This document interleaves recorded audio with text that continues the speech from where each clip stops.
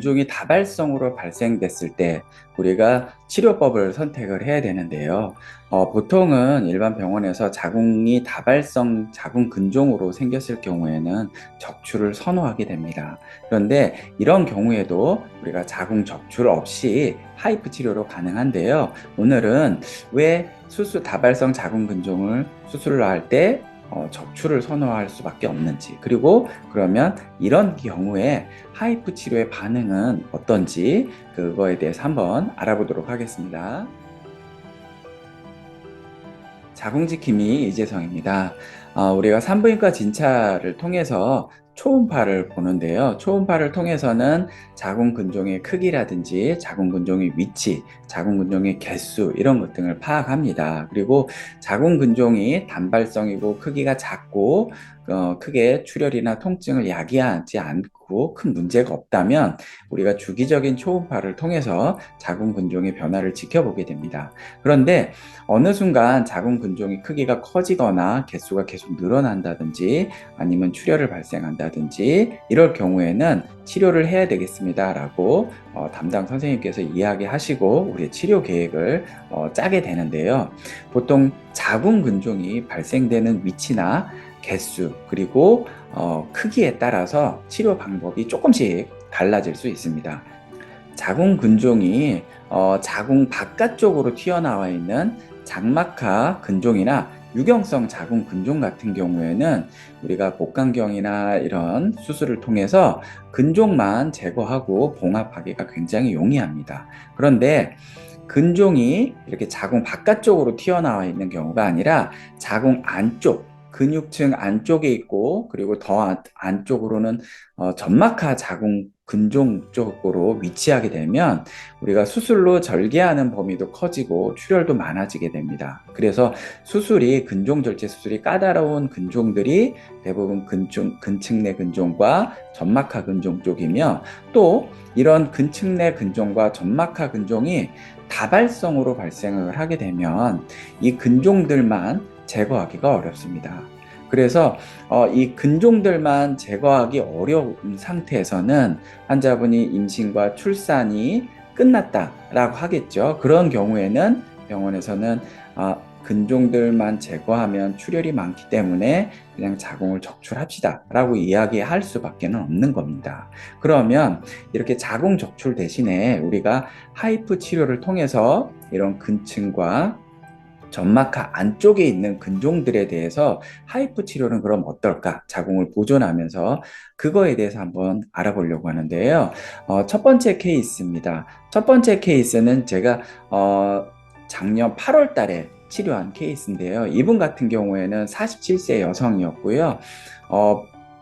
전벽 쪽에 9cm의 자궁 근종과 뒤쪽에 6.5cm의 자궁 근종, 이 두 가지가 다발성으로 두 개가 발생됐던 경우입니다.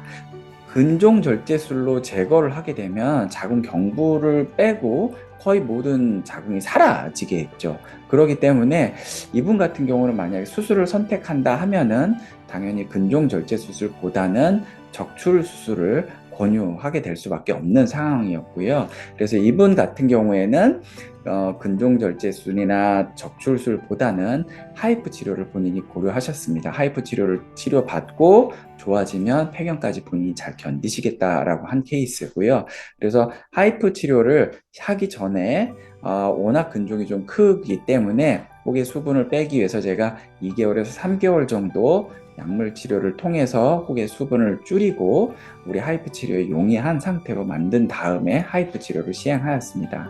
하이프 치료를 시행하고 다음 날 찍은 조형 MRI를 통하면요, 치료 전과 후 그 근종이 완전히 괴사돼서 근종의 껍질 가까이까지 완전히 괴사되어 있는 소견을 보이죠. 그리고 조그만 것들도 2개 괴사를 시켰는데요. 이 조그만 근종들은 우리가 포커스를 직접 시킬 수 있지는 않고요.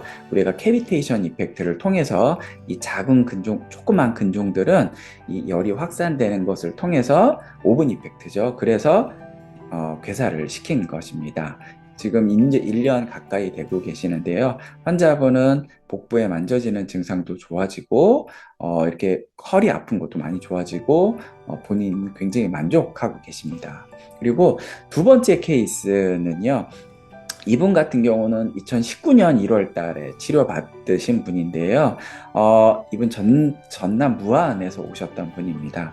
이분은 자궁 저부 쪽에 7cm 근종, 그리고 후벽 쪽에 5cm, 그리고 앞쪽에는 3cm가 두 개 붙어서 약간 7cm처럼 보이는 다발성 근종이었습니다. 만약 이분 같은 경우에도 우리가 자궁을 안 드러내고 혹만 떼내고자 하면 출혈이 많고 또 정상적으로 남아있는 자궁 부위가 많이 없기 때문에 당연히 우리가 수술적인 치료를 고려했다라고 하면 아쉽지만 적출 수술을 해야 됐다는 경우이겠죠. 그런데 이분 같은 경우에도 일단 본인이 자궁을 보존하기를 원하시고 근종에 대한 치료만 원하셔서 하이프 치료를 받으셨던 분이고요.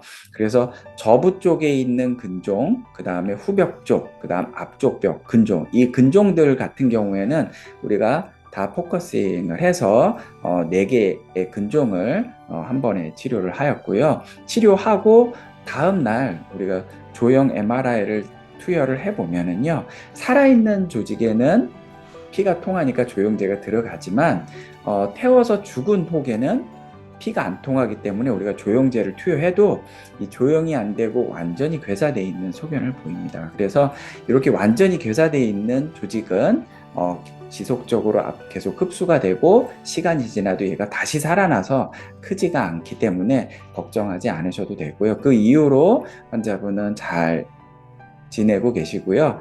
본인들이 많은 분들한테 얘기를 해주셔서 그분들 지인분들도 와서 받으시는 케이스도 있었습니다. 그리고 세 번째 케이스 같은 경우에는 2018년도 6월 달에 제가 치료했던 분입니다. 이분 같은 경우에도 6cm, 5cm, 4cm 근종 이 세 가지가 물론 메인입니다. 저부 쪽에 있고 그 다음에 후벽에 있고 전벽에 있고 하기 때문에 물론 이 세 가지만 한다 하더라도 근종 절제 수술이 좀 어렵고 적출술을 고려했어야 되는데 다른 이미지로 보면 이 6cm, 7cm, 4cm 이런 근종들이 있고 그 사이사이에 굉장히 무수하게 한 작은 1, 2cm 정도 되는 근종들이요.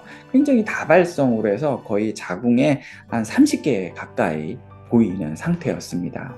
물론 저도 이런 분들을 치료할 때는 근종 큰 것들은 우리가 포커싱을 치료를 해왔고요. 나머지 근종은 우리가 캐비테이션 이펙트를 통해서 자궁의 마진에 가장자리에 있는 병변에 있는 근종들은 우리가 어떻게 할 수 없지만 안쪽에 있는 근종들은 우리가 캐비테이션 이펙트로 치료했었던 케이스입니다. 그래서 다음 날 조형 MRI를 투여를 해보면 저부와 후벽, 전벽에 있었던 근종들이 잘 껍질 가까이까지 잘 괴사되어 있는 근종들의 소견을 보이고요. 그 아래쪽 사진을 보면 그 큰 근종 이외에 작은 근종들이 조영제를 투여했을 때 마치 구멍이 뚫린 것처럼 구멍이 뽕뽕뽕 뚫려 있는 것처럼 잘 괴사되어 있는 소견을 보이고 있습니다. 그래서 이분 같은 경우에도 괴사된 근종들이 서서히 몸으로 흡수되면서 많이 그 본인의 불편감이라든지 만져진다든지 출혈이라든지 이런 게 많이 좋아져 있는 상태고요. 다만 이분들 같은 경우에는 우리가 가장자리 마진에 남아있는 우리가 하이프로 위험해서 치료할 수 없는 부위에 있는 근종들에 대해서는 우리가 폐경까지 자잘자잘한 근종들이 크지 않도록 호르몬 조절이나 이런 걸 하도록 안내해 드렸습니다. 이렇게 다발성 근종이 있을 때는요, 일단 한두 개, 두 가지, 세 가지 근종들 같은 경우는 물론 직접 바로 치료를 생리주기라든지 한 달 정도만 호르몬 조절해서 치료해도 좋지만 이렇게 근종 개수가 많고 크기가 클 경우에는 최소한 한 2개월에서 3개월 정도는 호르몬 치료를 통해서 근종의 수분을 감소시키고 타입이 적은 근종으로 만들어서 포커싱해서 큰 근종들을 제거를 하고 그 다음에 작은 근종들에 대해서는 자궁 전체적으로 캐비테이션 이펙트를 통해서 많은 근종들을 한 번에 치료할수록 하는 것이 효율적입니다. 다발성 자궁 근종이어도 우리가 수술적으로는 적출을 해야 되지만 우리가 최대한 적출을 하지 않고 하이프로 치료를 할 수가 있습니다.